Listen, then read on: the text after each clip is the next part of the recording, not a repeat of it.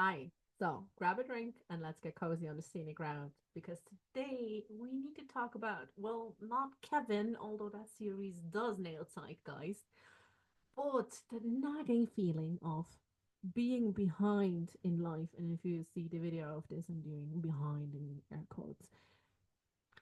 You know the one. For me, it's usually at 3 a.m. while doom scrolling Instagram instead of trying to fall back asleep.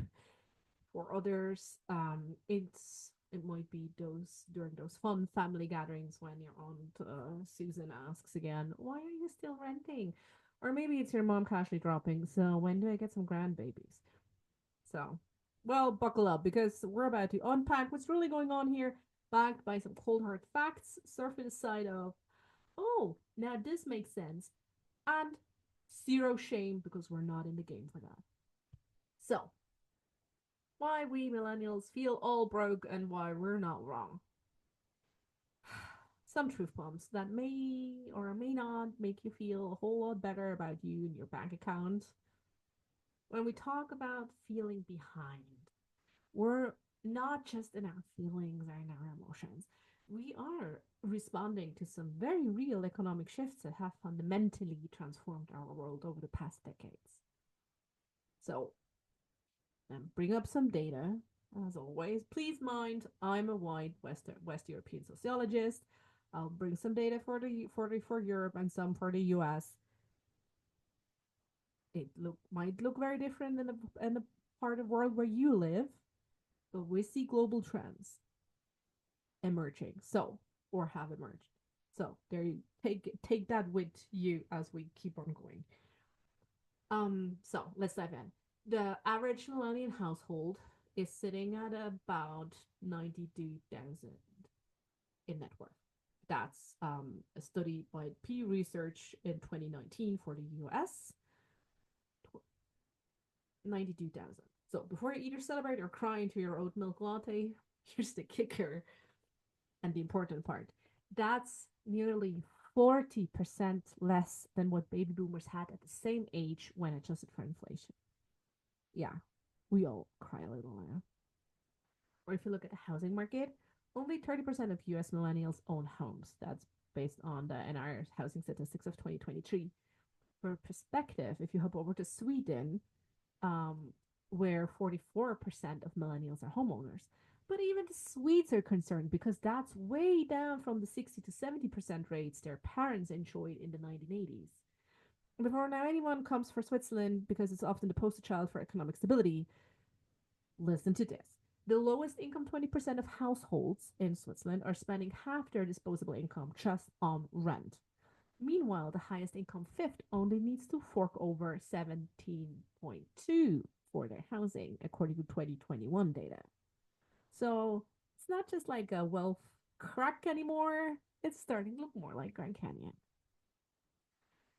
And those are data. But what also happened is our timelines shifted, right? Like our life milestones just got a really bad remix. So remember that neat little like life timeline our guidance counselor used to show us back in school? The one that went something like graduate college, land stable job, get married, buy a house, have kids, retire with a golden watch. Yeah, that one. So those life milestones, they have shifted massively. If you look at marriage and family, in 1980, people were saying I do at the median age of 24 for men and 22 for women. Fast forward to 2023, those numbers have jumped to 30 for men and 28 for women. That's based on a US study by the Pew Research in 2023. And it might be because we're commitment phobes, but it's just certainly not the case in all of for all of us. Right? Often it might just be we're waiting until we can actually fucking afford the wedding and the life that's supposed to come after. We have another big thing is career stability. This kind of like job hopping, right? For my dad, staying with one company for 40 years was the goal. I've switched jobs every few years, and that was my normal. And it was also my way to get a meaningful raise. So I wasn't just disloyal, I was just doing girl math, like real girl math. So, and we see this, right? Traditional annual raises often barely keep up with inflation, and job changes typically result in 10 to 20% salary increases. And on top of that, we had this like whole shift of and rise of the gig economy, right? So let's like what's the gig economy, right? Like think of it like this. Instead of having one steady job with benefits, more and more people are piecing together their income from multiple gigs or short-term jobs, like kind of like freelancer on steroids, right? You might drive for Uber between freelance projects, or door dashing, or teach online classes, or rent out the spare room, like whatever it is, right? But the catch is these gigs usually don't come without any traditional benefits or safety nets. No health insurance, no paid vacation, no retirement plans. You're essentially running your own micro business, complete with all the freedom and risks. We have like the whole a third big area is the whole home ownership thing, which is kind of like a moving target. And here get things get really interesting or depressing depending on your perspective. Housing costs in many urban areas now consume over 50% of monthly income, which is insane, right? The traditional 20% down payment has become this nearly mythical number for many. Um, and yeah, probably most people wait for their boomer parents to die to make that happen. And right, I just really, it's yes, in some cases there are individual mishaps, but we need to look at the system and breaking down the bigger picture. So, yes, in singular cases, there might be personal mishaps or failures, if you want to call them that. I mean, have I done stupid shit with my money? Sure did. But this does not like Nick. This doesn't take anything away from the systemic shift we had, right? We had economic policy impacts. Corporate tax cuts have prioritized shareholder profits over worker wages for the past decades. Deregulation has made many industries more profitable but less stable.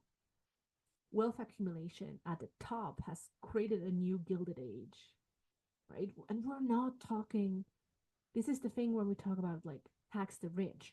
We're not talking about single digit millionaires. We talking billionaires and like the double digit millionaires. Like, no, no one is coming for your like little cottage, Sharon. No. But anyway, like you have the student debt crisis. I know this is very specific, particularly to certain areas of the world. Um, but if you have, like in the US, if you have 1.7 trillion in student loan debt, this isn't a personal failure. It's a policy choice. For perspective, my bachelor's degree in Switzerland, like including books, materials, and shit, was less than 7K for the 3 years, or maybe 8Ks if you count in like bus tickets to and there, like whatever. Like I don't even remember the number. That's how insignificant it was. Not saying 7K is not a lot of money, but it's not 100,000. So on top of that, you can't just say, "Oh, well, not everyone needs to go to college." True, I truly believe that, but we see that a college degree went from a ticket to success to a basic requirement. You have so many job listings now who just require a basic bachelor's degree. And we're not talking about if this is right or wrong right now. That might be for another episode. Um, and on top of that, we have the long shadow of 28, right? Many millennials entered the workforce during the worst economic crisis since the Great Depression. And those early career setbacks have compounded effects that echo through decades. Recovery from financial trauma also takes generations, not years. And here's where things get even more spicy. All these systemic changes have created something social scientist Ulrich Beck called the risk society. Think of it this way. Our parents dealt with traditional risks like, will I get that promotion? Will she marry me? But we're facing entirely new categories of uncertainty that nobody prepared us for because they couldn't, right? We're not blaming. It's just fact they couldn't foresee it. They did not also have like I don't know, a crystal ball. So, welcome to the Risk Society. Beck's Fury explains so much about why we're all feeling a bit wobbly these days. He pointed out that modern societies are creating new kinds of risks we've never dealt with before. For example, invisible risks, like credit scores that can change your life without you even knowing why, like AI or algorithmic hiring that might reject your resume before a human actually sees it, or just financial algorithms that determine whether you can rent an apartment or get a loan. Or we have cumulative risks. If you add student debt, plus housing instability, plus gig economy, you kind of like have a perfect storm of precarity. And each setback has a bigger ripple effect because we have fewer safety nets. So the psychological weight of constant uncertainty creates its own problems. Or we have irreversible risks, right? If you start your career during a 28 recession, that impact is still showing up in earnings. Missing out on early career development opportunities can create lasting career gaps. That also includes if you need to go to military service, or if you have a baby, or um, have other caretaking responsibilities. Compounded effects of delayed wealth building has generational consequences. So, what happens when you take all these new risks and uncertainties and slam them right into our basic human need to grow, develop, and find our place in the world? Yeah. Okay, this is where things also, again, get spicy and where traditional psychology needs a serious update. Remember, I think it was, yeah, Eric Erickson from Psych 101, if you took that class, a series of psychosocial development outlines 8 key life stages, each presenting a challenge that shapes our identity. But if we throw in Beck's Risk Society, where uncertainty and shifting societal norms dominate, oh, suddenly these stages look very different. So, this is you're on a podcast for millennials. That's why we're only talking about stage 8 of Eric Erickson's development out like key stages, which is the intimacy versus isolation. This is the young adulthood years 18 to 40. Um, this stage centers around for him. This stage centers around one key question: can I form close and meaningful relationships? If if yes, um, yeah, I build it can build deep lasting relationship. If not, experiences loneliness and difficulty with emotional intimacy. Hello. It's like we have met before. Anyway, so if we look at it like the identity versus role confusion, this never ending coming of age story, right? This classic question of can I develop a stable sense of self takes on a new meaning when traditional formulas, this education and hard work equals success, no longer hold. And it feels like every milestone of making it just keeps shifting, or it's kind of like dangled in front of us like a carrot. Career paths disappear overnight and get replaced with others that may or may not be um, stable career paths. Who knows? It's too early to tell. Looking at you, YouTube influencers and whatnot.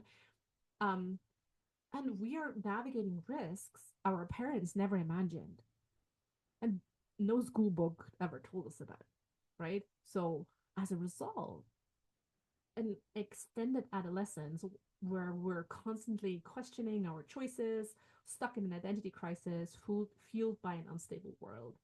Instead of growing into a well defined role where instead of that, we're forced to reinvent ourselves repeatedly, adapting to ever changing job markets and demands, economic instability, and digital disruption. So, young adulthood is supposed to be about building deep relationships. But if we add economic instability and modern pressures, right, we have like dating apps prioritizing credit scores over connection. We have friendships fractured under financial stress. We have women with mental load, not just stretching themselves too thin. future planning feels super impossible when we don't know, like, do we still have a job next month? So financial precarity isn't just about money, right? And this is, if you've never been poor in your life, this is sometimes really hard to understand. It directly impacts trust, emotional security, the ability to commit, your whole overall well being. When survival is uncertain, relationships become fraught with anxiety. Financial stress exacerbates existing mental health struggles, making vulnerability and deep connection even harder to maintain. So, this is kind of like a whole mental health triple whammy for us, right? So, one, we have identity formation and chaos, right? We're trying to build a stable self in an unstable world. Yay, go us. We're constantly reinventing ourselves to stay employable and or presentable to partners. Yay, love this journey for us. Never feeling professionally complete or like whole in any sense of way, in any meaningful way. Two, right? With relationship navigation and uncertainty. Yeah, we supposed to build like these super meaningful relationships, but we have trust issues, which are kind of to be expected when everyone's financially vulnerable. Um, we're balanced when we need to balance personal growth with pure survival. I mean, survival comes first, right? So, um, also finding community it is getting increasingly hard as traditional support structures fade. Third spaces are getting lost along the way. And third, for the triple whammy, we have the psychological load, like this constant adaptation fatigue. We are just emotionally overwhelmed, y'all. We're fucking tired. Anxiety over both present and future. Yay. And the shame of not meeting outdated our milestones. So that was a lot. Here comes the second important part. Your action plan. Because what you have now is the knowledge. But knowledge without action is just trivia. So let's talk about what we can actually do. Please take what works for you. These are broad suggestions, dear Lord. No, not one size fits all solutions. That's what one-to-one coaching is for. Look out for the things that resonate with you or that spark curiosity and joy.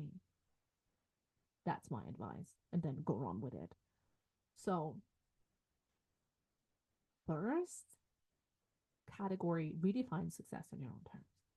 Create your own milestone map that reflect your current reality, right? Yes, you can dream, but like also keep it anchored in where you are right now. Set achievable quarterly goals instead of distant life markers. Break it down. Maybe break it down to really like your next actionable step. Document your progress to remind yourself how far you've come. And question inherited definitions of success. Celebrate unconventional achievements or anything that feels like a fucking achievement to you. Ideas for the second category, financial resilience. Explore alternative arrangements. Maybe you can share or exchange services with your neighborhood or people online. Looking at stable multiple income streams. What can you do? I mean, maybe a side, a gig, a part of the gig economy serves you for a while. That's okay. Learn about investing in wealth building outside traditional paths. Create an emergency fund based on what you need for your life. The third bucket, create community power. Ideas here would be form or join accountability groups. Maybe it's for money or for career, or it's just kind of like a network group where you all want to go. Um, Again, explore cooperative business models. What can you do together? or build a skill sharing network where you can help out. Create a mutual aid system for your community within your community, right? It's really about go local or collaborate on resource sharing initiatives. Bucket four, mental health and digital well-being.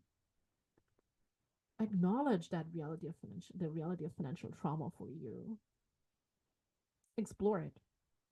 Or another idea, and this I think this is for all of us. Get real about what you're consuming online, right? If someone's trying to sell you their lifestyle, they're probably selling you a fantasy. Do a massive cleanup of your Instagram feed, unfollow every single lifestyle influencer who is making you feel bad or ashamed or behind, and who's also trying to sell you their version of success through like a $2,000 mastermind, right? Um, and remember those perfect morning routines and passing income promises and trad wives, whatever, whatnot, are usually backed by trust funds or massive debt. Find affordable therapy options, right? Because untangling from societal pressure is real work at all. Like the financial trauma that may or may not come with it for you. That everyone can do and cannot do more of, can always do more of, is practice self compassion, um, or build support networks that understand your reality and where you're coming from and who aren't trying to sell you anything, like rural community. Bucket five, as always, your sociologist hard at work, engage in systemic change. Stay informed about economic policy, vote in local and national elections, support organizations fighting for economic justice, um, advocate for workplace changes, workplace safety, mental health initiatives in the workplace. Share your story to help others feel less alone and feel seen. So, bottom line is your journey, your rules, right? Success isn't really a destination. You've never made it. It's a journey. It's a scenic route. Get it? And yours gets to look different. It's okay. Whether you're listening to this while hiding from your kids in the bathrooms, I see you, or dreaming of a career pivot, or just trying to make it through another Tuesday, remember, please, like, you're not behind. You're exactly where you need to be, and release the shame, because that traditional roadmap, isn't just outdated. It was written for a world that doesn't exist anymore. And instead of trying to follow someone else's direction, it's listen to you and what you want. And you know what? If you're still listening to this podcast, you've already started it. You started by being here, learning and questioning the status quo. So if you want to create change together, rewrite it, take stock of what you actually want, not what you think you should want. Pick one of the suggestions I've listed earlier, like one of the action, one, two, or three action steps, whatever you feel you have the capacity for. Start implementing one thing, just one. It's fine. If you have the capacity to do two or three, it's fine. Come back, let me know how it went, how it's going for you. I'm rooting for you always. So, if you want to hear more real talk about money, mindset, and making it work and everything between, subscribe to the Scenic Route podcast wherever you get your daily podcasts needs met. A new episode drops every Tuesday, serving up the perfect blend of practical wisdom and potty humor. Because who says personal growth can't be fun? It's hard, yes, but it also can be fun sometimes. But hey, so feel free to join our community of fellow scenic growth travelers who are redefining success on their own terms. We would love to welcome you there.